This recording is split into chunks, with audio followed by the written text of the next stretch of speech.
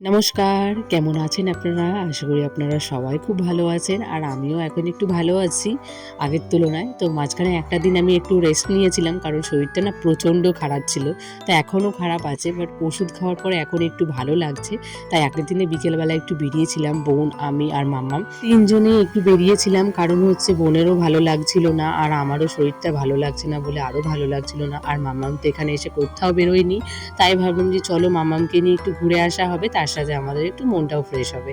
তাই গেছিলাম, গিয়ে একটু ওই যে আমাদের এখানে একটা এম বাজার বলে একটা শপিং মল হয়েছে, নতুনই হয়েছে। তো সেখানে গেছিলাম। তো মাম্মাম তো দেখি এই লাভটা ছাড়া তো বেরিয়ে আসবেই না, তাই মাম্মামকে একটা কিনে দিলাম। আর যাওয়ার সময় কী হয়েছিল জানো, এত পরিমাণে বৃষ্টি হয়েছে, এই যে আমরা ওই বাগানের রাস্তা দিয়ে গেছি, মানে গাড়ি নিয়েই গেছিলাম, ভাইও গেছিল আমাদের সাথে। তো মাঝখানে গিয়ে না মানে কাদা হয়েছে সেটা আমরা বুঝতেই পারিনি। আর এমনি কাদা হয় জানি, কিন্তু এই যে মোষগুলো যে গেছে যাওয়ার পরে যে রাস্তাটা যে এত বাজে করে দিয়েছে যে কোথাও মানে যাবো তার সুযোগটা নেই। মাঝখানে গিয়ে এমনভাবে আটকে গেছি, না পারছি গাড়ি নিয়ে বাড়ির দিকে আসতে, না পারছি গাড়ি নিয়ে কোনো দিকে যেতে। তো মাঝখানে অনেকটা সময় কেটে গেছিলো। আর এটা হচ্ছে রথের দিনের ব্লগ, কারণ সারাদিন আর কোনো ভিডিও শ্যুট করা হয়নি, কারণ শরীরটা না প্রচণ্ডই খারাপ। তাই ভাবলাম যে চলো যখন রথ দেখতে যাব তখন থেকেই ব্লগটা শুরু করব। আর এখন আমরা রথ দেখতে বেরিয়ে পড়েছি, মাম্মাম, আমি, ওর পাপা আর ওর মিমি। তো এসেছিল সকালবেলাতেই, মানে ওই বলতে পারো ৩টে মতন বেজে গেছে আসতে। তো আমরা বিকেলবেলা ওই ৫টা নাগাদ মতো রথ দেখতে বেরিয়েছিলাম। আর ওর আসার ইচ্ছেটা ছিল না, যেহেতু বাড়িতে এখনও মিস্ত্রি কাজ করছে, কিন্তু ওই বাড়িতে তো একজনকে থাকতেই হবে যেহেতু কাজ হচ্ছে। তাই ওকে বললাম যে আসো বিকেলের দিকে, তারপরে না হয় তুমি সকালের দিকে চলে যাবে। তো আর ওই আস্তে আস্তে ওই ৩টে বেজে গেছিলো, তারপরে এসে আমরা রথ দেখতে চলে গেছি। ও ভেবেছিল পরের দিনে বাড়ি চলে যাবে। তো পরের দিনে আর যেতে পারেনি, মা বললো একটা দিন থেকে তারপরে যেতে। আর যেহেতু মিস্ত্রির আজকে নাকি কাজেও আসেনি, তাই ও ভাবলো যে চলো তাহলে আজকের দিন থেকেই যাই, তারপরে যাই। কিন্তু আমার শরীরটা ভালো নেই বলে ভাবছি যাবো কি যাবো না, এই একটা দোটানার মধ্যে আছি। তো দেখি যেতে তো হবে। এবার ও রান্নাবান্না করে খাওয়া দাওয়া করতে খুব অসুবিধা হয়ে যায়। এবার নিজে রান্না করে, তারপরে এই বাড়িতে মিস্ত্রিরা কাজ করে সেগুলো দেখে, আবার অফিস যায়। এই করতে করতে না ওর অনেকটা সারাদিনে কাজ হয়ে যায়।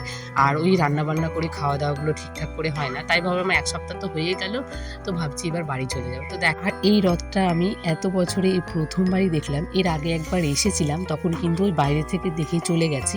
তো বিয়ের পরে এবার বরকে সঙ্গে করে নিয়েই কিন্তু এই আমাদের বাপের বাড়ির পাশেই রথটা হয়। তো এখানে রথে যেহেতু ওই পাঁপড় আর ওই জিলাপি এই দুটো তো হচ্ছে মাস্ট খেতেই হবে। আমরা ওই পাঁপড় খেয়ে বেরিয়ে পড়েছি আর বাড়ির জন্য একটু জিলাপি নিয়েছি। আর এখানে প্রথম একটা বাচ্চাদের পার্ক হয়েছে, তো ভাবলাম মাম্মামকে একটু ঘুরিয়ে নিয়ে আসি, মাম্মামের ভালো লাগবে। আর এই যে খেলনাগুলো দেখে মাম্মাম আরও ভীষণ খুশি হয়েছে। আর যেহেতু একটা ছোট্ট বাচ্চাদের পার্কটা, এটাই যথেষ্ট। এটা সব কিছুই ছিল, সব মিলিয়ে মাম্মাম তো ভীষণ খুশি। আর আমাদেরও খুব ভালো লাগছিল, কারণ একটা জায়গা মানে কী বলতো, আমার বাপের বাড়ির আশেপাশে না মানে কাছাকাছিতে কোনো পার্ক নেই। এটা আমরা পায়ে হেঁটে একেবারে আসতে পারি, কোনো গাড়ি ভাড়া লাগবে না, কিচ্ছু লাগবে না। তো সেই জন্য আরও বেশি ভালো হয়েছে কাছে, যে মাম্মামকে এখানে আনলে অন্তত মাম্মামকে এখানে নিয়ে এসে কিছুটা সময় কাটানো যাবে। যাই হোক, সব মিলিয়ে কিন্তু আমাদের রথযাত্রাটা ভীষণ ভালো কেটেছে। আর মাম্মাম তো খুবই খুশি হয়েছে, আর এইটা মাম্মামের বেশি পছন্দ হয়েছে। মাম্মাম বেশি এখানে একটু খেলাধুলা করছিল, তারপরে যে ছোট্ট একটু জাম্পিংয়ের মতো ছিল, মানে ছোট্ট পার্কের মধ্যে যে এ টু জেড সব কিছু রেখেছে, এটাই আমার খুব ভালো লাগলো। কারণ প্রত্যেকটা জিনিস অল্প অল্প জায়গায় জায়গায় আছে, আর ভীষণ ভালো হয়েছে। আর ডেকোরেশনটা তো দারুণ হয়েছে। আর যেখানে দুটো দোলনাও রেখেছে, একটা বাচ্চাদের জন্য, একটা বড়দের জন্য। যেহেতু বাচ্চারা তো আর একা আসতে পারবে না, তার সাথে কিন্তু তার মায়েরাও আসবে।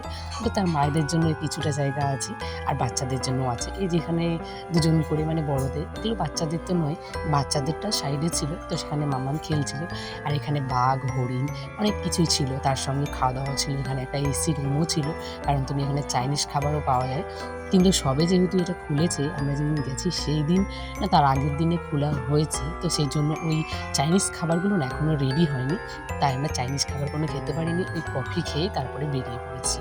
আর হচ্ছে এই পার্কের টিকিট হচ্ছে মাত্র ১০ টাকা। তবু বাচ্চাদের জন্য না, যদি বড়রা আসে তাহলে কিন্তু তাদের ১০ টাকা। এই জিনিসটা খুব ভালো লেগেছে। বাচ্চাদের খেলার জন্য এটা ফ্রি, কিন্তু বড়রা যদি আসে তাহলে কিন্তু ১০ টাকা করে লাগবে। যাই হোক, মাম্মামের খেলা হয়ে গেছে, এবার আমরা বাড়ি চলে যাব। আর বাড়িতে এসেও গেছি, তারপরে এসে দেখছি আমার এই অবস্থা খারাপ হয়ে গেছে, মানে এত গরমের মধ্যে। পার্ক ঘুরে চলে এসেছি বাড়ি, এখন ড্রেসটা চেঞ্জ করে নেব, তারপর রাতে মা কি খাওয়া দাওয়া করে সেটা